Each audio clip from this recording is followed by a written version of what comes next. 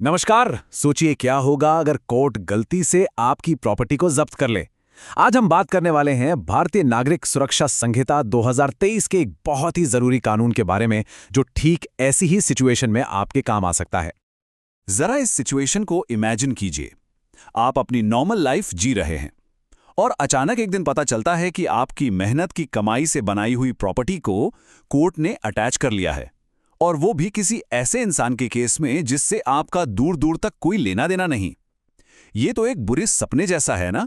तो चलिए आज पता करते हैं कि हमारा कानून ऐसी मुश्किल से निपटने के लिए क्या रास्ता दिखाता है। अच्छा, आगे बढ़ने से पहले एक बहुत जरूरी टर्म को समझ लेते हैं, उद्घोषित व्यक्ति या प्रोक्लेम्ड पर्सन। इसका सीधा सा मतलब है कोई ऐसा इंसान जिसे कोर्ट ने भगौड़ा डिक्लेयर कर दिया हो क्योंकि वो कानून से भाग रहा है। तो ये जो प्रॉपर्टी जब्त करने की कार्रवाई होती है ना, वो असल में इसी भगौड़े व्यक्ति के खिलाफ होती है। तो आज हम इस पूरे प्रोसेस को 5 आसान स्टेप्स में समझेंगे। सबसे पहले देखेंगे कि ये गलत कुर्की होती क्या है। फिर बात करेंगे कि कोई अपना दावा कैसे और कहां कर सकता है। उसके बाद देखेंगे कि कोर्ट इसकी जांच कैसे करती है। और आखिर में जानेंगे कि कोर्ट के ऑर्डर के बाद क्या क्या ऑप्शन बचते हैं। तो चलिए शुरू करते हैं। तो चलिए सबसे पहले बात करते हैं गलत संपत्ति कुर्की की। ये वो मेन प्रॉब्लम है जिसे सुलझाने के लिए ये कानून बनाया ही गया है।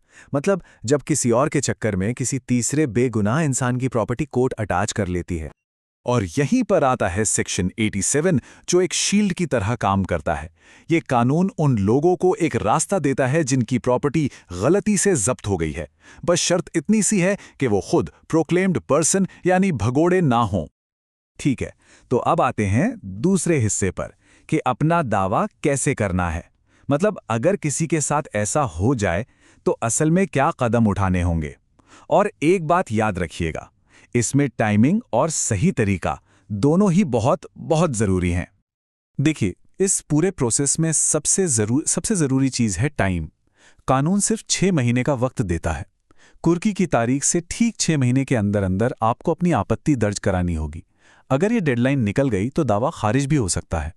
तो एक्शन लेना है और तेजी से लेना है। अब कोर्ट में साबित क्या करना होगा, यहां पर 2 मेन बातें हैं। पहली ये कि उस अटैच्ड प्रॉपर्टी में आपका कोई लीगल इंटरेस्ट है, मतलब आप उसके मालिक हैं या आपका कोई और हक है। और दूसरी बात ये कि आपका जो ये हक है ना, वो उस केस के तहत कुर्की के लिए लायबल नहीं है, मतलब उसे जब्त नहीं किया जा सकता। यहां कानून में एक और अच्छी बात है।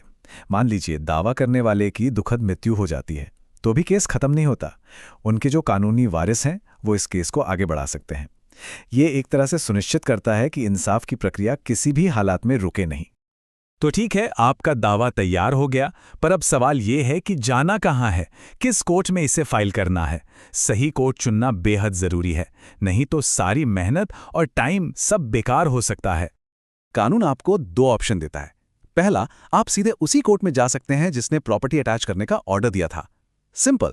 दूसरा ऑप्शन यह है कि अगर प्रॉपर्टी किसी दूसरे डिस्ट्रिक्ट में है तो आप उस डिस्ट्रिक्ट के चीफ जुडिशियल मजिस्ट्रेट यानी सीजेएम की कोर्ट में अपना दावा फाइल कर सकते हैं। यह सुविधा इसलिए दी गई है ताकि प्रोसेस आसान हो सके। चलिए, अब हम उस स्टेज पर पहुंच गए हैं जहां कोर्ट एक्शन में आती है। मतलब जब आपका दावा फाइल हो जाता है तो कोर्ट आपके दिए गए सबूतों और दलीलों की जांच पड़ताल करती है।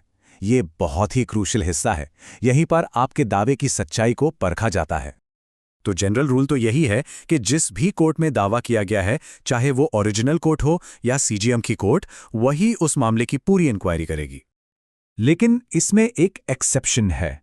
अगर केस चीफ जुडिशियल मजिस्ट्रेट की कोर्ट में फाइल हुआ है तो उनके पास ये पावर होती है कि वो जांच और फैसले के लिए केस को अपने से जूनियर किसी मजिस्ट्रेट को दे सकते हैं। ये पूरी प्रक्रिया एक टाइमलाइन की तरह है। देखिए, कहानी शुरू होती है कुर्की की तारीख से। यहां से आपके पास दावा फाइल करने के लिए 6 महीने की विंडो है। इसके बाद कोर्ट की जांच होती है और फिर आता है कोर्ट का फैसला, दावा मंजूर हुआ या नामंजूर। और अगर फैसला आपके खिलाफ भी आता है ना, तो भी एक और मौका है। आपके पास 1 साल का टाइम होता है सिविल केस फाइल करने के लिए। और अब हम आ गए हैं अपने आखिरी सेक्शन पर। यहां हम ये समझेंगे कि कोर्ट की जांच के बाद क्या क्या हो सकता है और उसके बाद आगे के क्या रास्ते हैं। कानून की भाषा बिल्कुल साफ है। कोर्ट के पास पूरी पावर है। वो आपके दावे को पूरा का पूरा मान सकती है या उसका कुछ हिस्सा मान सकती है या फिर उसे पूरी तरह से खारिज भी कर सकती है। तो आखिर में होगा क्या? दो ही बातें हो सकती हैं। अगर कोर्ट ने आपका दावा मान लिया तो बहुत बढ़िया, आपकी प्रॉपर्टी आपको वापस मिल जाएगी, केस खत्म। लेकिन अगर दावा खारिज हो गया तो भी हिम्मत नहीं हारनी है। आपके पास एक और दरवाजा खुला है, वो है सिविल कोर्ट का। आप एक दीवानी मुकदमा मतलब एक सिविल सूट फाइल करके प्रॉपर्टी पर अपना हक साबित करने की आखिरी कोशिश कर सकते हैं। और ये एक और बहुत ज़रूरी डेडलाइन है, इसे याद रखिएगा। अगर मजिस्ट्रेट की कोर्ट ने आपका दावा खारिज कर दिया है तो उस ऑर्डर की तारीख से ठीक 1 साल के अंदर आपको सिविल सूट फाइल करना होगा। अगर आप ये मौका भी चूक गए तो फिर मजिस्ट्रेट का फैसला ही फाइनल मान लिया जाएगा। तो आखिर में एक सवाल सोचने के लिए छोड़ जाते हैं। ये कानून सुरक्षा तो देता है, ये तो पक्का है, पर क्या ये अपनी बेगुनाही साबित करने का सारा बोझ उसी बेकसूर इंसान पर नहीं डाल देता जिसकी प्रॉपर्टी गलती से जब्त हुई है? क्या ये सिस्टम फेयर है? इस बारे में जरूर सोचिएगा।